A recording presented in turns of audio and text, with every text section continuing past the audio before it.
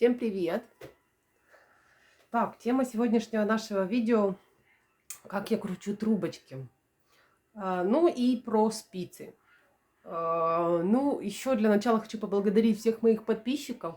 Большое спасибо, что вы участвуете в развитии моего канала, рекомендуете. Я очень-очень рада. И своими комментариями вы меня вдохновляете на новые видео. Сегодня мне, кстати, часто задают такой вопрос, на какую ширину полосы я накручиваю, какая спица и так далее, и так далее. Давайте я вам скажу так. Правило, что такое правило? Правило это говорит о том, что вам нужно крутить вот именно только на такую спицу, только на такую полосу бумаги и только вот так и так. Нет, я скажу, правил нет. То, что девочки говорят о том, что спицу, значит, должна быть такая, крутить на такую полосу, это для того, чтобы изделие было более ярко выражено в плетении, то есть витки хорошо ложились, красиво, то есть чтобы трубочка была такая сбитая, чтобы, будем так говорить, там при каких-то красивых ажурных загибках хорошо как бы ложилась сама трубочка. Вот, допустим, загибка коса, которая у меня есть на канале видео, она, значит, и косу лучше плести на таких вот не толстеньких, а таких вот плотненьких трубочках. Вот. То есть, чем тоньше спица и толще полоса бумаги, тем плотнее будет сама трубочка, не будет заломов и не будет, то есть, не будет, будем так говорить, такого ярко выраженных заломов при плетении, вот когда там, да, там нужно трубочку где-то уложить. Вот. И помимо этого, допустим, на большие изделия лучше брать, допустим, трубочку потолще. Если на какие-то маленькие изделия, лучше брать трубочку потоньше. То есть, соответственно, на толще нужно брать толстую трубочку, на тоньше нужно брать тонкую трубочку. Вот само понимание того, какая трубочка, вернее, какая спица, какая толщина полосы. Вот.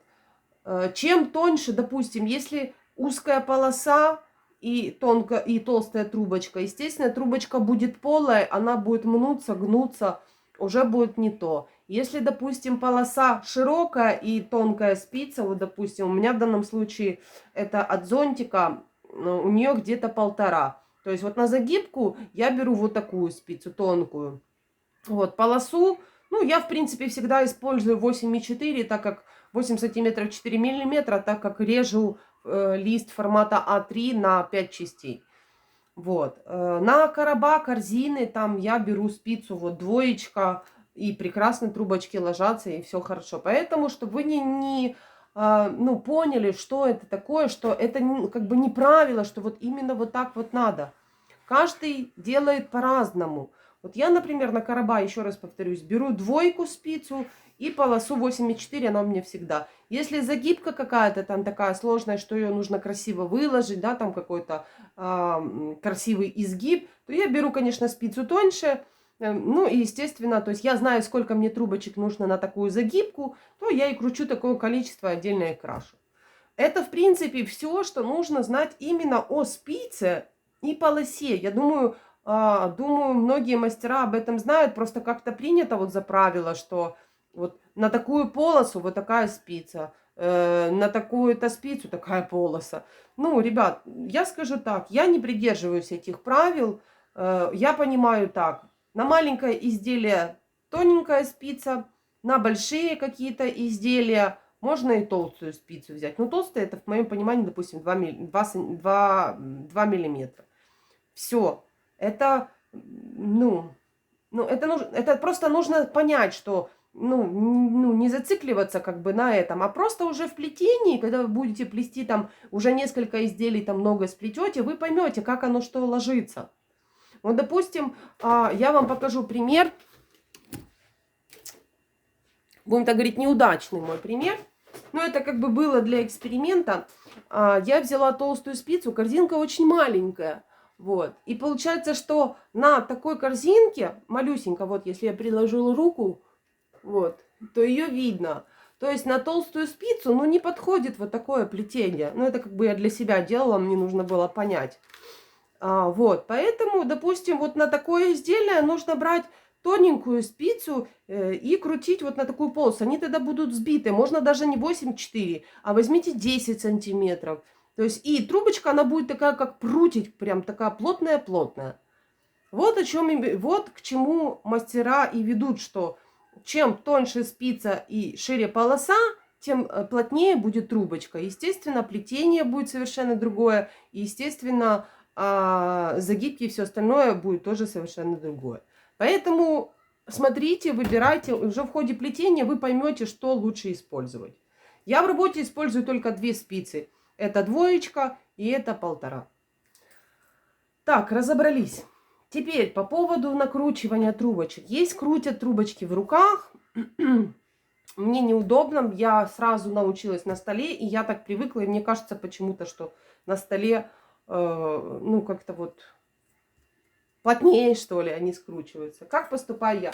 Давайте я вам скажу по поводу клея. Значит, клей у меня вот такой. То есть крепость его, водостойкость B3, или бывает пишет вот D3. То есть это говорит о том, что клей устойчив к воде. Вот у меня так и написано: вологостійкий клей для дерева. То есть вологостойкий клей для дерева. То есть вот такой вот клей я использую. Кстати, в Украине я его и рекомендую. То есть для меня он самый оптимальный, самый классный. То есть я его раз попробовала, и вот уже на протяжении 3 лет я не изменяю ему. То есть вот это то, что я рекомендую по поводу скручивания трубочек вот в нашем плетении. Далее использую шприц. В него удобно набирать. Использую вот такую коробочку от крема, в которую заливаю клей. Так удобнее, чем просто переливать в тюбик или вытаскивать с тубы клей.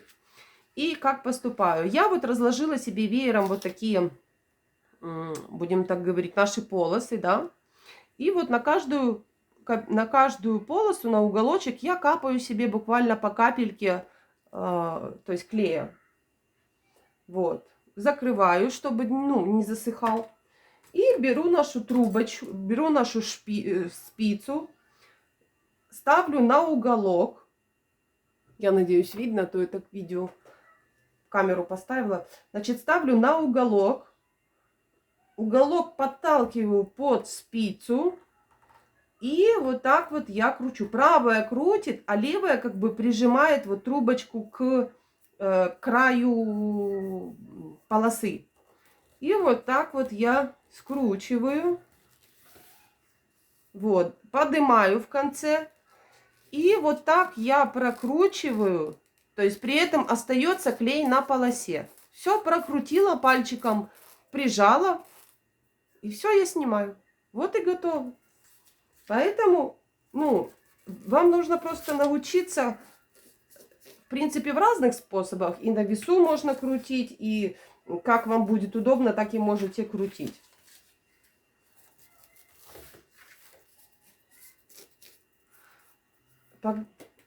Вот скорость моего скручивания вот трубочек.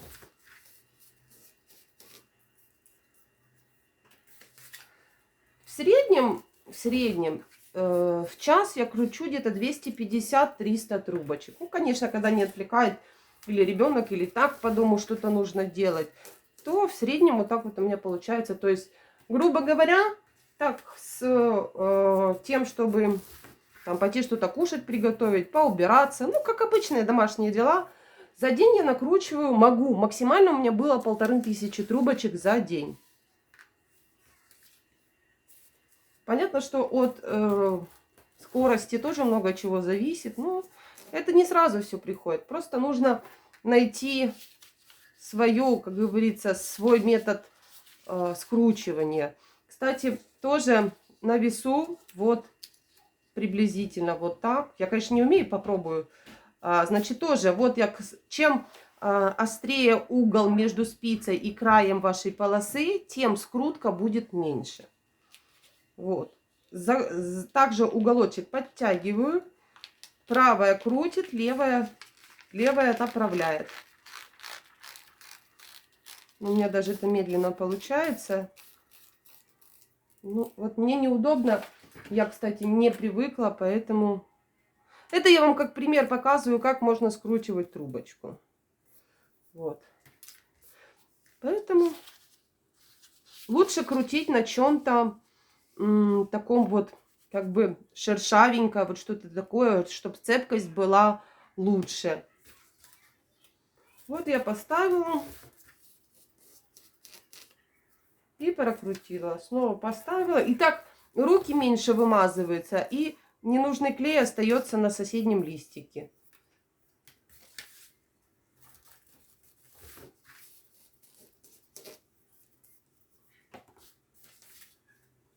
И складываю себе такие трубочки, накручу какую-то партию трубочек. И я себе складываю, у меня вот есть резиночки в коробочке, их полно. Я себе купила, стоит довольно-таки недорого. Кто по 200 трубочек, кто по 100 трубочек. Ну, каждый по-разному, конечно. Мне удобнее по 100. Я так привыкла. И вот так.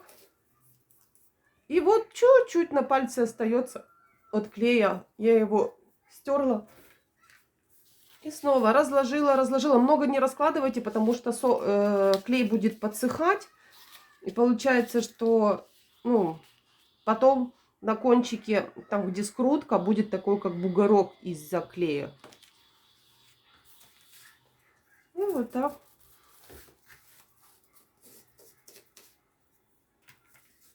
Вот так. Раз.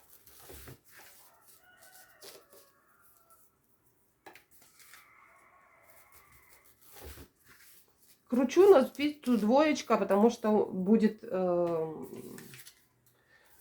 короб для специй. Поэтому там можно будет и большую взять, не обязательно прям тонкую. Там нет каких-то таких супер загибок или узоров, поэтому такая спица меня устраивает.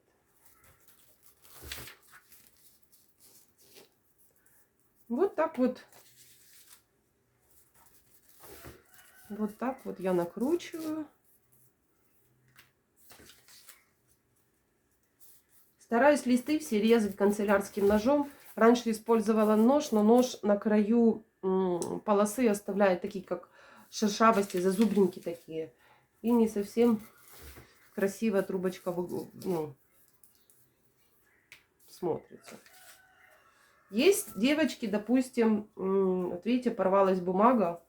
Ну ничего, раз подогнула. Я не выбрасываю листик. Второй раз подогнула. Хоп. И все готово на месте. И вот такие вот наши трубочки получаются. Вот. Покажу вам, кстати, еще то, как на тонкую спицу я кручу. Кстати, есть девочки хотят такую вот длинную спицу, ей якобы удобно. Мне совершенно неудобно. Мне чем короче спица, тем лучше. Ставлю точно так же, уголочек зажала и начинаю прокручивать. При этом стараюсь вот оттягивать вот эту часть ближе к краю. Не сильно, конечно, но чуть-чуть. И вот кручу. И все. Покажу еще раз.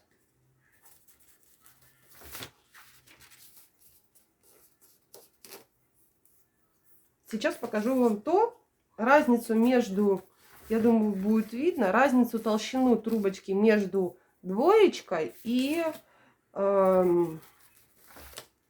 кстати, видите, соскочила край стола. Кстати, это у меня коврик-скатерть. Она какая-то прорезиненная, мне она нравится. Значит, смотрите. Сейчас я постараюсь вот так вот поднести.